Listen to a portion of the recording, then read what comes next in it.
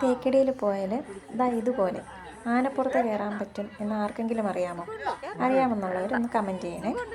തേക്കടിയിൽ നിന്ന് വെറും 4 kilometre ഡിസ്റ്റൻസിൽ elephant junction എന്ന് പറയുന്ന ഒരു സ്ഥലത്താണ് ഇതുള്ളത്.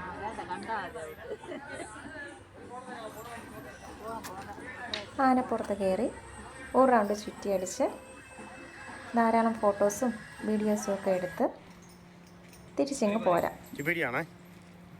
നമ്മുടെ കൂടെ വരുന്ന അവരുടെ സ്റ്റാഫ് തന്നെ ഫോട്ടോസും വീഡിയോസും ഒക്കെ എടുത്തു തരും.